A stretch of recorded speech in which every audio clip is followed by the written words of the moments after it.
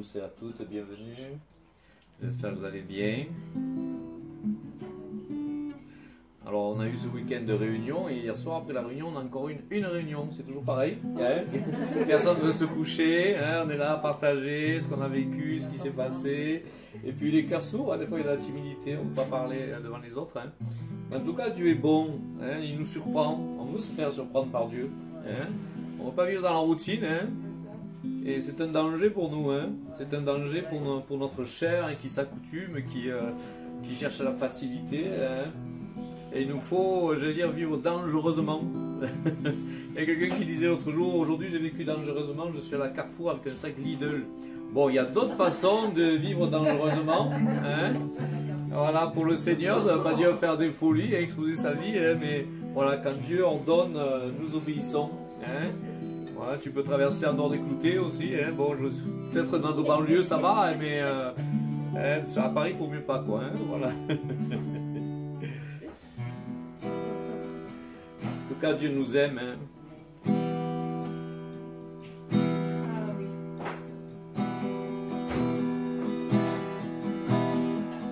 Tes projets, Seigneur, sont trop grands pour nous, qu'on puisse les imaginer, Seigneur. Les comprendre, Dieu. Merci, Seigneur, nous avoir choisi dans notre faible humanité, Seigneur.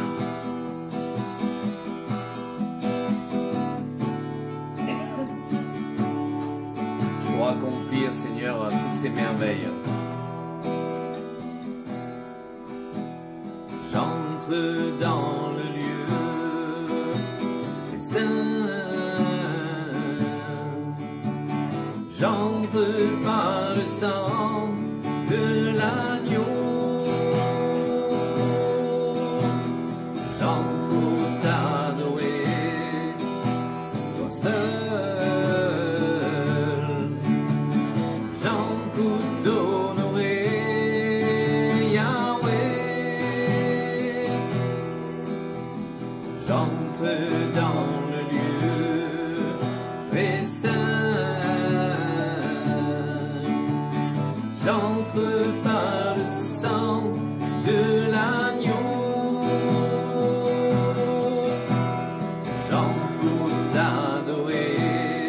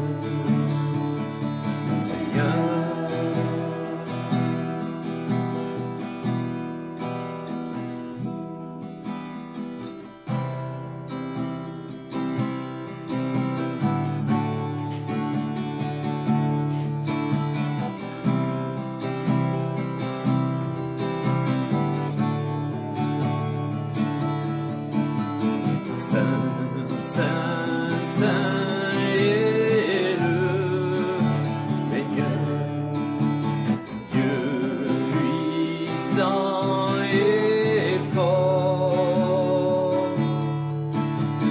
La terre et les cieux sont remplis de ta gloire. Saint, Saint, Saint est le Seigneur, Dieu puissant et fort. La terre et les cieux sont remplis de ta gloire. Hosanna, Hosanna,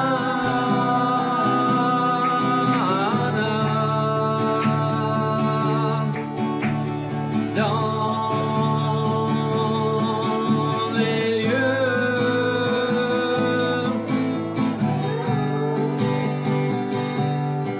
Très haut.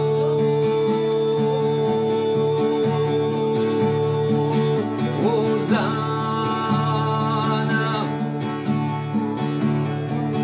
Hosanna,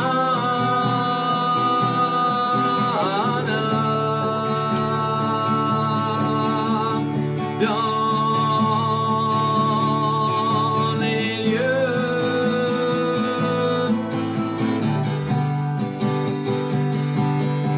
Très haut.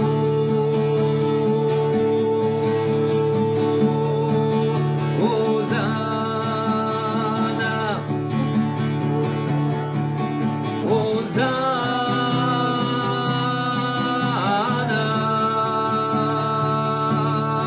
Très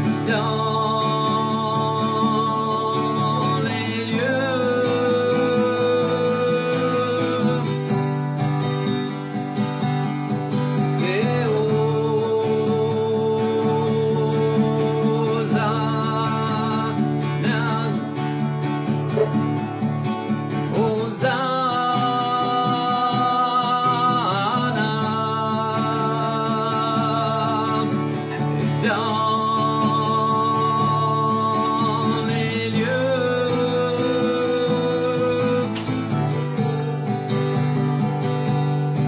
Très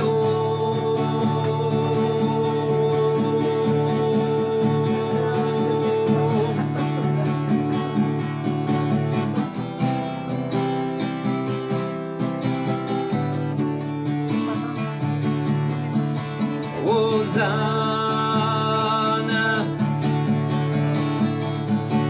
Hosanna,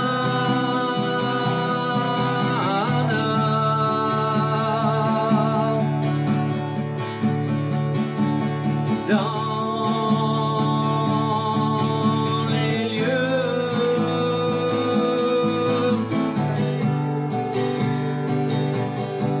Très haut.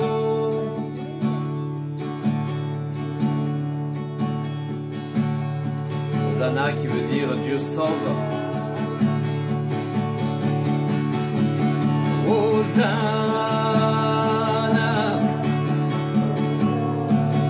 Hosanna,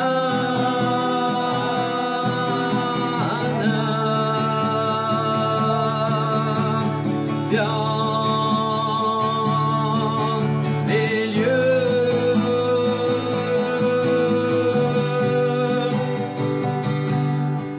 Très haut.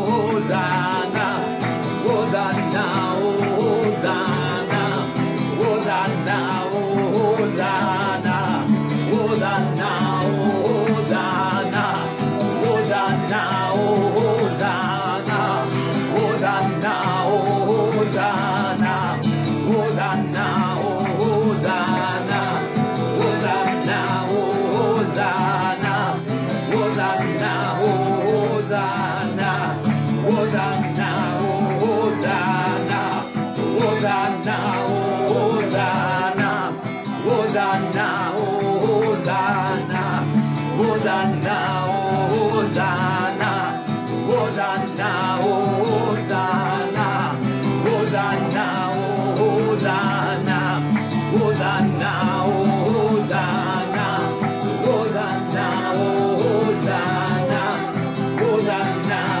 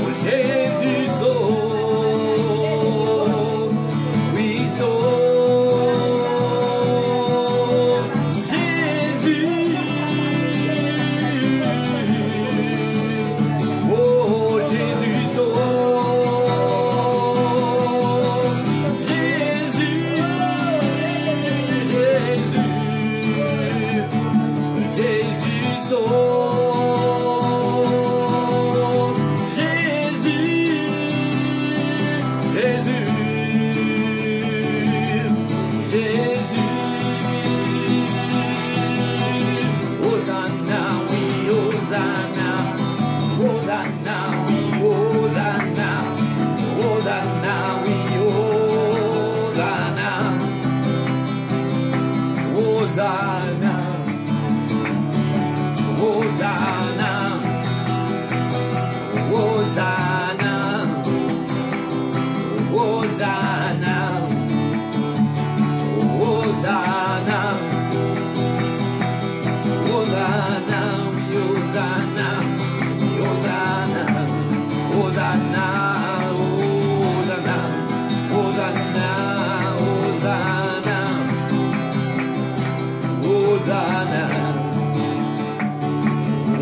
Hosanna, Hosanna.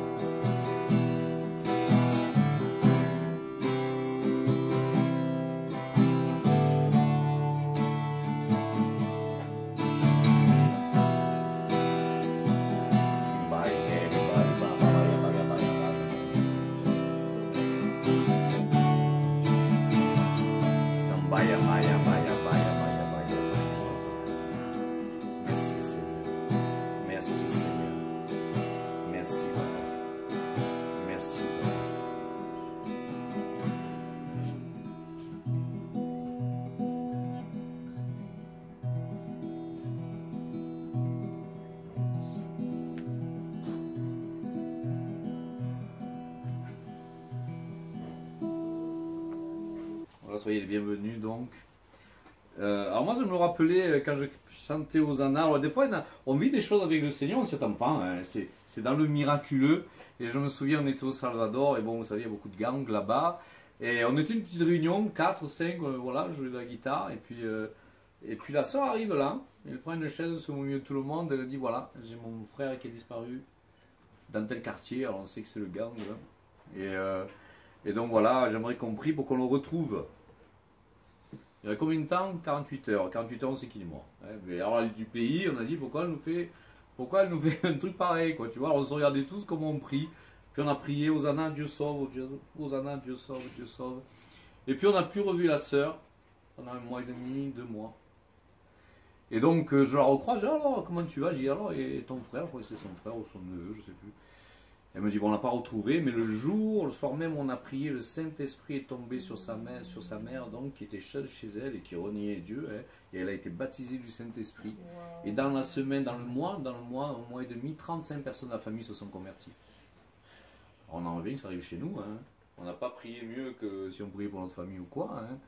Mais Dieu a fait un miracle ce jour-là, on n'a plus jamais retrouvé le frère ou le neveu, mais en tout cas Dieu a fait un miracle ce jour-là, et on reste bouche bée, hein, devant ce Dieu qui sauve, hein, ce Dieu qui sauve, hein. Et vraiment c'est un miracle quand on connaît les circonstances et quand on connaît le pays, hein. Et on aimerait que ça arrive chez nous. Hein, moi j'ai vu rarement le cas de famille entière qui se convertissent, je crois que j'ai vu ça une fois en France, ça ne veut pas dire qu'il n'y en a pas eu d'autres, hein. Mais voilà, là c'était un cas aussi de ce Hosanna, ce Jésus, hein, qui vient et qui sauve, hein. Qui vient et qui sauve, et pourquoi une prière une fois faite là marche d'une façon incroyable et tu vas la refaire ailleurs, ça marche pas. Hein, tu t'aperçois que c'est plat, hein, tu vois pas plus d'effet que ça, alors on dit c'est Dieu, hein, qui décide dans sa grandeur. Alors aujourd'hui on a des baptêmes, hein. Est-ce que vous entendez le bruit de l'eau qui coule dans la baignoire?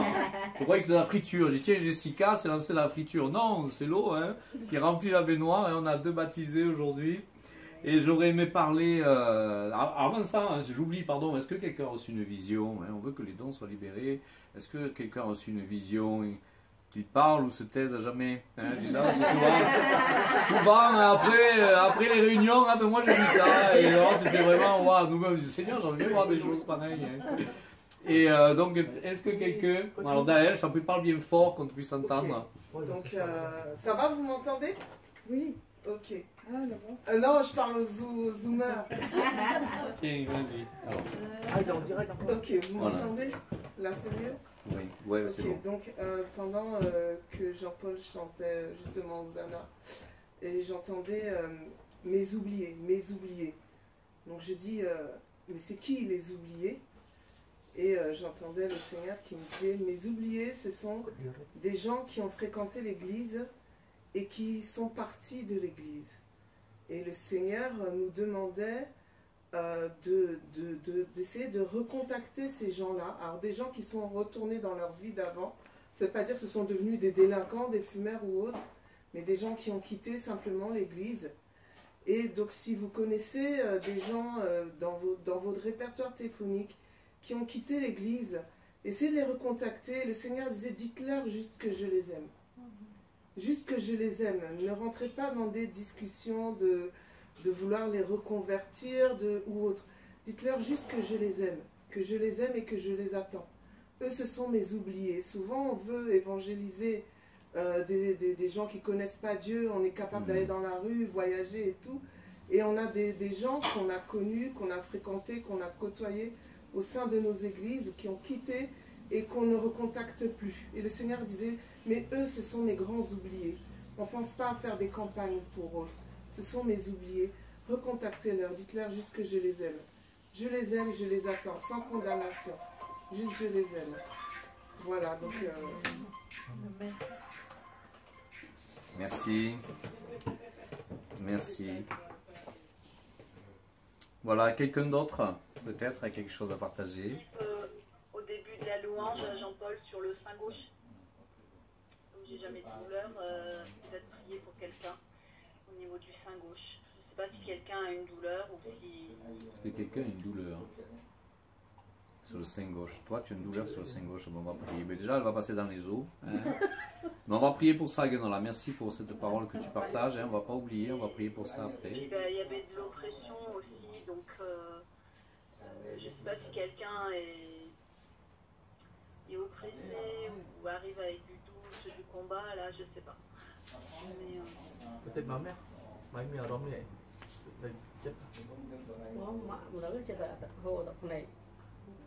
Elle souffre à l'intérieur, ma mère. Elle souffre à l'intérieur. Alors on va prendre un temps pour prier tout à l'heure, hein, que vraiment la grâce du Seigneur vienne, hein, et que voilà, qu'il allège les fardeaux. Hein, qu'il allège les fardeaux.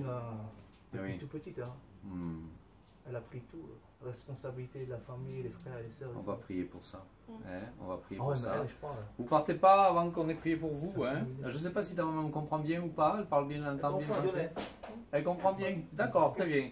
Alors, on va prier pour vous hein, tout à l'heure. Hein. Comme ça, on prendra bien le temps. Hein. On ne va pas s'interrompre parce qu'il y a un petit programme là. Oui, oui. Hein, mais on prendra bien le temps pour prier pour vous. Et le Saint-Esprit, Dieu qui vous aime, va vous toucher. D'accord ? Voilà, on va passer à... J'ai préparé un petit enseignement, petit. Hein, j'ai un peu bousculé ces derniers temps. Et justement, je voulais parler de l'amour du Père. Hein, de l'amour du Père qui est là. Il nous aime. Hein, si on est ici aujourd'hui, c'est parce qu'on a un Père qui nous aime. Hein, combien on a été en carence d'amour de la part de notre Père. Ils n'ont pas appris à être papa. On n'apprend pas à être papa parfois. Hein. Tu vas pas à l'école pour être papa, on ne te donne pas des cours, peut-être on devrait, au lieu d'apprendre des maths qu'on ne se servira jamais, où on n'en comprend rien, on est dans le chèque scolaire, non, encore des maths. Peut-être on devrait mieux apprendre aux gens à aimer, à dire pardon, à s'aimer. Et je pense que ça serait beaucoup mieux, déjà dans une société, je pense, différente dans tout ça. Alors c'est un amour, cet amour de notre papa, de notre père, qui nous restitue notre place originelle. On a été, on va dire, évacués. On a été évacué du jardin d'Éden, donc on a été sur cette coupure avec Dieu, et Dieu restitue. Souvent, moi j'ai pris pour Jean, j'aurais une vision, rentrer dans un jardin, je ne comprenais rien au début, après je dis là, ça doit être ça. Voilà. Et donc Dieu nous restitue cette place. Dieu nous restitue cette place originelle près du cœur de Dieu. Le but de tout ça, c'est qu'on retrouve la relation avec Dieu. Cet amour du Père est là pour que vraiment on puisse connaître vraiment quel est cet amour, que Dieu nous restitue cette place, mais à nous aussi de faire notre part et d'être à l'écoute de son cœur. Il nous rend aussi notre honneur. On a été bafoué, on a été rejeté, on a été incompris, on a été à côté de la plaque. Et je ne sais pas si vous, ça vous fait pareil, mais moi, j'étais petit, j'avais l'impression que j'étais à côté de la famille. J'étais différent. Je ne sais pas mieux, mais j'étais différent. Je me sentais différent. Tout ce qui se passait, j'étais à l'extérieur. Et c'est comme s'il fallait que je rentre à tout prix dans un moule pour pouvoir être bien, mais dans ce moule-là, je me sentais différent à l'intérieur de moi. Et en fait, il nous rend notre honneur parce qu'il nous restitue une identité d'enfant de Dieu par laquelle on a été appelé depuis toujours. Donc il y a cette restitution. Il nous rend notre dignité aussi. Combien de fois on a été bafoué? Combien de fois que je disais l'autre jour, je parlais avec un pasteur qui a de nombreuses églises, toute la famille de membres, il disait toutes les femmes de l'église sont faites violer, toutes. Yeah. Toutes. C'est que les femmes qui arrivent d'Amérique du Sud, toutes se sont faites violer, toutes ont subi des abus sexuels. Tu te dis quand même, c'est impressionnant. Et en France, c'est 3 sur 5. Moi, quand j'entends des trucs, c'est 3 femmes sur 5 se sont fait violer, c'est pas 4. Il y a eu des abus. Mais donc, Dieu restitue notre dignité. On n'est plus le jouet des autres. Mais on est enfant de Dieu. Et c'est ça qui change les choses, qui nous fait différents aussi. Il nous rend notre rang. On est content de faire partie d'une famille, de l'armée de Dieu. On est heureux de faire partie de cette dignité. Puis notre rang aussi, c'est un rang royal. On l'oublie parfois. On l'oublie, mais quand on arrive à Jésus, on a quelque chose de plus en nous, ce Saint-Esprit qui nous fait adhérer au Seigneur. Et on a un rang royal. Moi je me souviens des fois j'étais crevé au boulot parce qu'on commençait à 5 h du matin, j'étais comme ça sur mon fauteuil, tiens-toi droit, tu es le prince, Seigneur.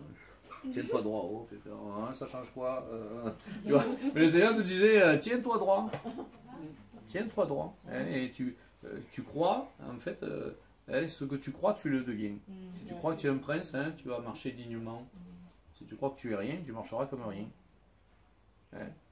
Donc il nous faut changer notre système de pensée, et c'est notre Père qui restitue tout ça. Donc il nous donne à travers sa parole, il nous donne à travers son Saint-Esprit, qui tombe sur nous. Et on va voir quelques passages qui sont là, et qui nous montrent un peu cet amour de Dieu. Alors dans Matthieu 27, 26, je vais vous le lire.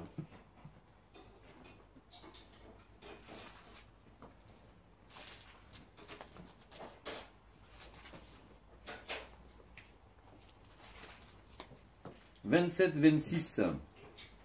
Alors Pilate leur relâcha Barabbas, et après avoir fait battre de verge Jésus, il le livra pour être crucifié. » Alors, Barabbas, ça veut dire fils du Père. Donc on s'aperçoit, en fait, il relâche un fils du Père. Certainement que, bien sûr, elle a eu une mauvaise vie, elle est en prison, il de se faire exécuter, mais on s'aperçoit que Jésus prend sa place.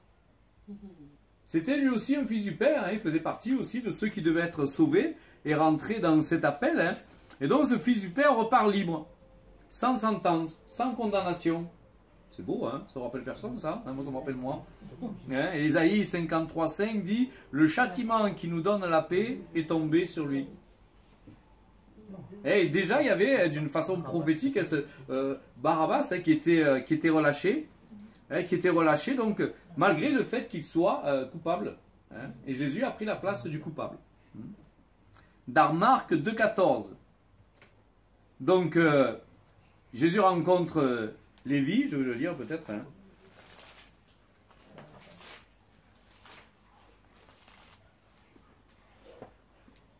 En passant, il vit Lévi, fils d'Alphée, assis au bureau des péages. Il lui dit « Suis-moi ». Lévi se leva et le suivit. Ça paraît tellement simple. Il doit y avoir une puissance dans la voix, et quelque chose qui te dit non, je ne peux pas faire autrement. C'est l'aspiration de Dieu. Hein. Mais qu'est-ce qu'il faisait là, Lévi? Lévi faisait partie de la tribu qui était destinée à servir le Seigneur. C'était les Lévitiques. C'est la famille Cohen aussi, qui veut dire se tenir à son poste, se tenir devant Dieu, les Cohen. Et il se retrouve là, assis à servir les Romains, à servir en fait. Au lieu de servir un service divin, hein, donc il sert en fait les passions des hommes. Donc il sert le monde et ses exigences. Mais il a oublié sa véritable place. Et Dieu restitue. Jésus passe et toi suivant.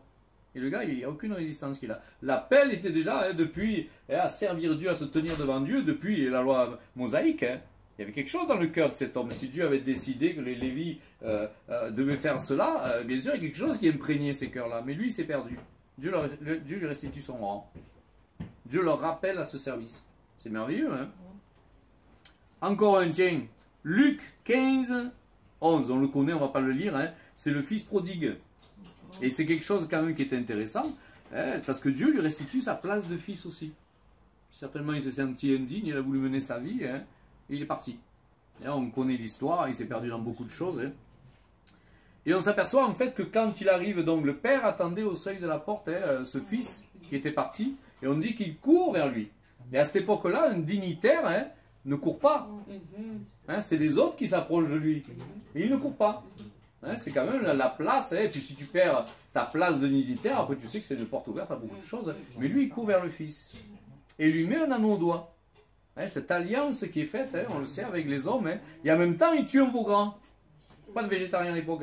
Il tue le veau grand. Et c'est un signe d'abondance sur terre, ce veau, ce qui était tué, un veau, c'était un signe d'abondance de ceux qui servent Dieu et de la bénédiction de Dieu. Et Dieu lui restitue absolument tout. Il le couvre d'un manteau. Et vous savez qu'avec Jésus, on a perdu notre nudité, parce qu'on était sans Dieu. Et Dieu nous couvre d'un manteau. Et là, il lui donne une identité. Il lui redonne toute son identité et toute l'alliance qu'il avait perdue. Alors, il ne fera aucun reproche à personne. Nous on aurait bien dit alors, t'es content d'être parti, t'as vu un peu où ça t'a mené, et maintenant tu es là faire un mendiant, non mais bon, je sais pas si c'est vrai, je sais pas si je l'aurais fait, mais enfin, et voilà, en tout cas on peut avoir ce cœur là, ou alors on dirait juste un petit sourire en nos coins, alors, Dieu est différent, il nous dit rien, merci Seigneur, aide-nous à être comme toi, donc il nous dit rien, il juste les accepte, il les aime. Et c'est par cette découverte de l'amour du Père que le cœur change. Donc c'est quand même quelque chose de glorieux, de beau. Et ce qui est repoussant à nos yeux, Jésus, le Père l'accepte et guérit.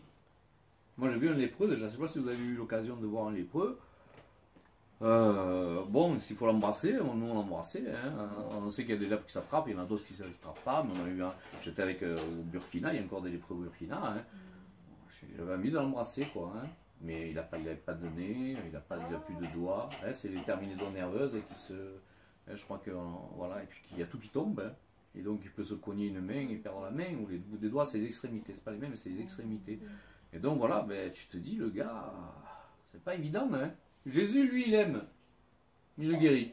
Ce qui peut être répugnant pour nous, ce qu'on a envie de dire, Berk, on n'en veut pas. Jésus, lui, il aime, il le guérit. Donc on voit une dimension dans l'amour qui est là. Il lui dit, je le veux, sois purifié. Alors ce qui est marrant, c'est que, enfin marrant, je ne sais pas si c'est marrant, mais le mot lépreux et le mot force, virilité sont quasiment pareils en hébreu. Il y a juste un R qui est déplacé. Et en fait, c'est Dieu qui remet en ordre les choses et qui fait passer un lépreux, quelqu'un qui voit la mort, à quelqu'un qui a la vie. C'est étonnant, hein? Et on s'aperçoit dans l'hébreu ancien, dans l'araméen, Jésus fait plein de jeux de mots comme ça. Et il emploie les justes mots. Alors nous, on découvre, mais eux, à l'époque, savaient très bien ce qu'ils faisaient. Hein? Ils comprenaient vraiment très bien le message de Jésus-Christ. Hein? Et donc, Jésus, en un instant, remet en ordre le désordre perpétré par le péché. Ce qu'il fait pour nous. Hein? Souvent, on arrive malade, il nous guérit. Hein? Ça peut être plein de désordres émotionnels, spirituels, physiques. Mais en tout cas, Dieu nous guérit. Dans Jean 14, 9, il est marqué « Celui qui m'a vu a vu le Père ». Celui qui a vu Jésus a vu le Père. Donc tout ce qu'on peut recevoir de la part de Jésus, hein, on peut le recevoir. C'est le Père, hein, en quelque sorte, hein, qui le fait. Il dit même « Je ne fais que ce que je vois faire le Père hein, ». Donc c'est comme Jésus, c'est comme il dit son double peu. Hein. Et donc on connaît le Père au travers de Jésus-Christ. Et dans Jean 12, 45, « Celui qui me voit celui qui m'a envoyé ». Celui qui me voit celui qui m'a envoyé. Mais quel amour, hein! Quel amour! Jésus a dit oui, hein! Mais tu te dis, bon, hein, demain ton père arrive, tiens, tu vas là-bas, tu vas aller mourir. Tu te dis, non mais, hein, on n'a pas envie, hein, nous on a envie de... Hein, mais lui, Jésus a dit oui, par amour pour nous. Hein, il a vu l'humanité perdue, il nous a vu nous, et il est venu pour nous délivrer. Colossiens 1,15 nous dit, il est l'image du Dieu invisible. Il est l'image du Dieu invisible. C'est quand même passionnant. Hein. Moi, je lis des textes, des fois, je resterai des heures à relire chaque mot, analyser chaque mot, parce qu'ils sont placés là où il faut et comme il faut, pour qu'on puisse comprendre, hein, pour qu'on puisse vraiment adhérer à tout ce message de l'Évangile. Hein. Il vient pour que nous soyons un. Il vient pour que nous soyons un.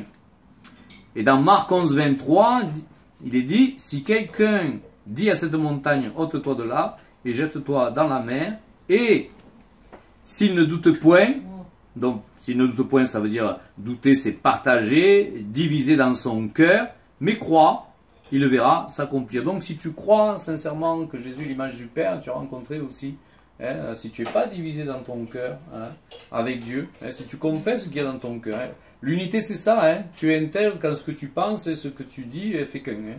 Si tu penses un truc et en dis un autre, ça s'appelle déjà de l'hypocrisie. Hein, alors, parfois il faut être fort, bien sûr, hein. Mais voilà, donc Dieu veut qu'on soit un, hein, totalement un. Et un avec le Père aussi, bien sûr. Hein.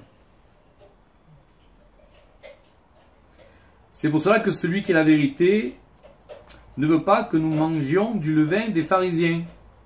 Et alors c'est marrant parce que le mot levain veut dire Hamas. On connaît le groupe Hamas, hein.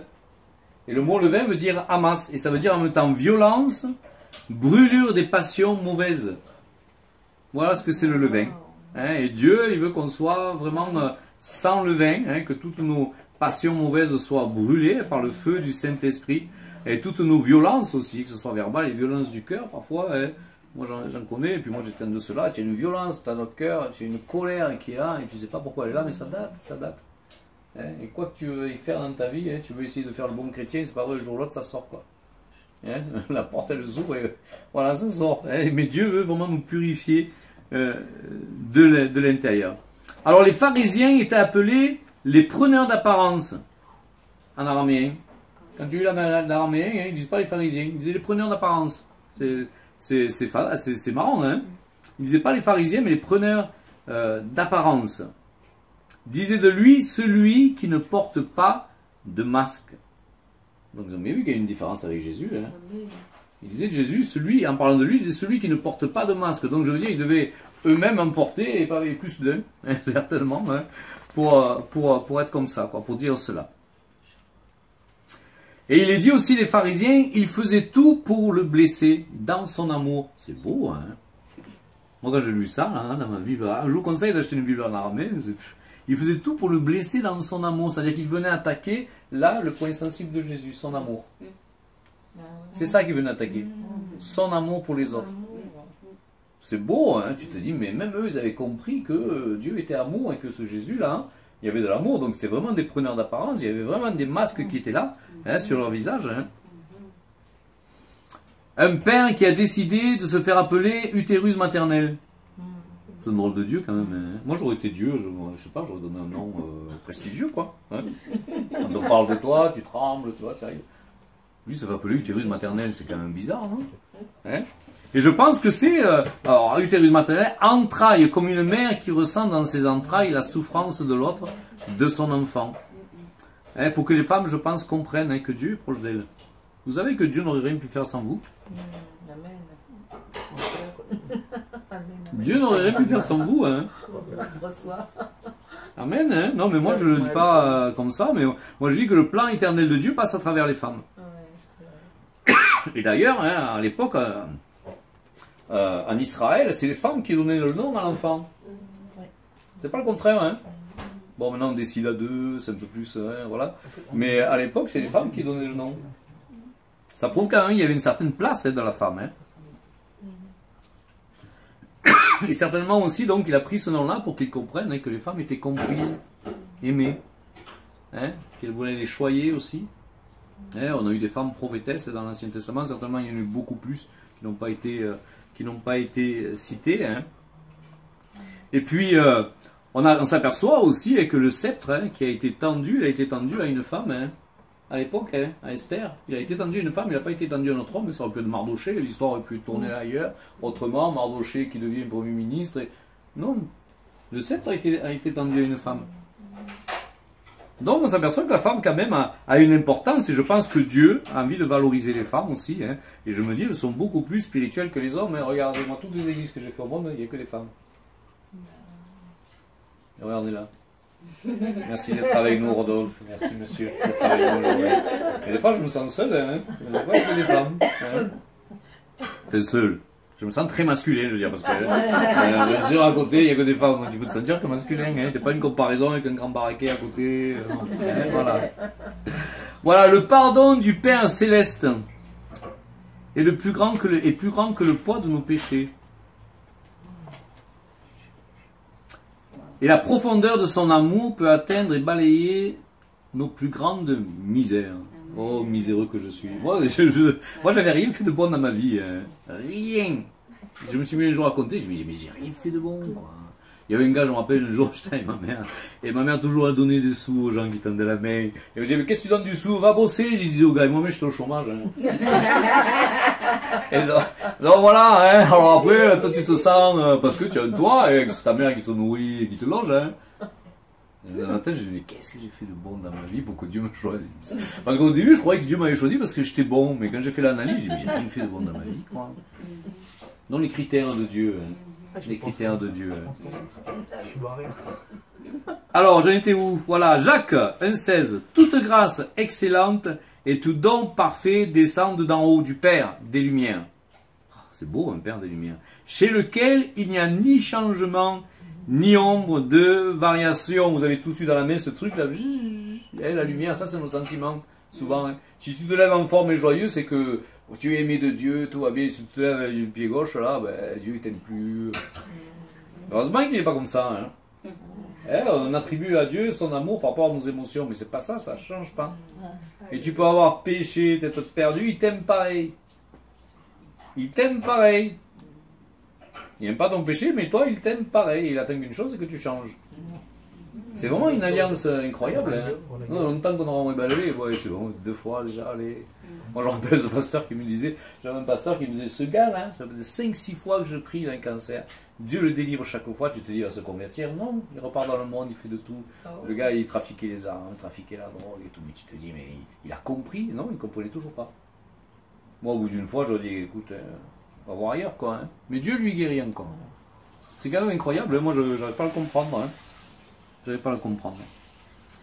Toute sa bonté passera devant Moïse. Et ce n'est pas une qualité, hein, mais c'est sa nature même, sa substance. Et on a vu ça vendredi soir, hein, qu'en fait dans le mot gloire, il y a marqué bonté, c'est la substance de l'éternel. Dans le mot gloire. Mais le mot gloire, il ouvre un éventail incroyable de choses, hein, salut, longanimité, bonté. Et dans le mot gloire, il y a toute la racine de tous ces mots-là. Hein, de durer dans le temps d'une vie prospère. Je veux dire, dans le mot gloire, ça contient tout, quoi. Ça contient absolument tout ce qu'il y a, et il y a le mot bonté. Alors c'est sa substance. Pas seulement. Dans son origine, ce mot veut dire aussi la grâce du roi qui accorde une faveur imméritée à un de ses sujets. Juste la bonté. Hein, un petit mot comme ça, il y a toute une ligne. Hein, donc je répète. Hein, la grâce du roi qui accorde une faveur imméritée à un de ses sujets. Moi, je me rappelle que j'avais fait des bêtises au travail. En chimie, j'avais mis toute la production à l'égout. Oh, là, il y en a un dessous, hein, là, il faut que j'aille voir le chef que je lui dise. Tu espères la grâce imméritée, hein, parce que sinon c'est là pour dire, voilà, j'ai fait une petite bêtise, là, j'ai oublié ce truc là. Ah, on va voir le boss. Ouais, on va voir le boss. Alors, tu te rappelles encore un peu plus, hein, parce que le boss, lui, au boss, il râle. Et puis non, il s'est rien passé et je me suis fait embaucher. On a envie, hein, et puis nous, est-ce qu'on fait grâce quand il faut faire grâce, hein? Des fois, hein, bon, je fais grâce Seigneur, mais j'aimerais bien qu'il tombe un petit éclair, quoi. Hein. La fidélité à un ami, même s'il n'a aucun retour, c'est sa fidélité. Il reste fidèle, même s'il n'y a aucun retour parfois. Hein. Parfois, il n'y a aucun retour. Il est fidèle avec des gens qui le méprisent. Un père qui pardonne. Pardonne-nous, Père, nos offenses. Hein, c'est beau ça, hein, un père qui pardonne. Moi, une fois, je me rappelle, j'étais là, je bataillais le pardon. Et puis je vois, je sais plus ce que j'écoutais. Je crois que c'est un film hein, qui tournait là, à la télévision, et j'entends mais si toi tu pardonnes pas, qui te pardonnera? C'est quand ça va venir mon tour, que j'ai besoin d'être pardonné par quelqu'un, un frère, une soeur. Hein? Dieu a accordé la grâce du pardon à ce frère et une soeur pour moi, parce qu'il a vu que moi aussi j'ai fait la grâce à un autre. Et si tu pardonnes pas, qui va te pardonner à toi? Hein? Et souvent, voilà, on bataille avec ces choses-là, hein, mais si on veut être pardonné, il nous faut pardonner aussi. Hein. Alors aujourd'hui, on a 2 baptêmes. On a mis l'eau froide parce que vous n'avez pas été sage hier. Hein. Alors on a mis de l'eau froide, hein, et donc et le corps va être plongé dans l'eau.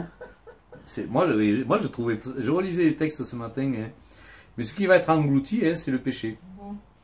Hein. Et Colossiens 1,12 dit: rendez grâce au Père qui vous a rendu capable d'avoir part à l'héritage des saints dans la lumière et qui nous a délivrés de la puissance des ténèbres. C'est lui qui nous a rendu capables hein, de l'accepter. Et nous a transportés dans le royaume du Fils de son amour. Waouh! Il nous a transportés. On change de royaume. Hein. On change de royaume dans le baptême. On change de royaume dans le baptême et on est transporté dans un autre royaume. Et la Bible dit qu'on est assis ensemble dans les lieux célestes. En qui nous avons la rédemption, la rémission des péchés. Il est l'image du Dieu invisible, le premier-né de toute la création. Avant Jésus, personne n'était monté au ciel. On était dans le sein d'Abraham. Lui, il est venu chercher tout le monde, mais c'est le premier-né. Je vais lire encore un passage, après peut-être on va...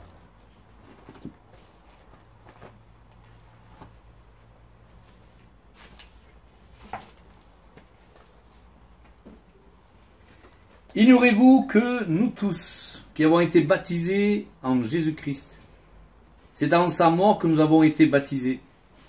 Nous avons donc été ensevelis avec lui par le baptême de sa mort, afin que, comme Christ est ressuscité des morts, par la gloire du Père, de même, nous aussi, nous marchions en nouveauté de vie. Donc, il y a quelque chose de nouveau qui va se produire. Hein.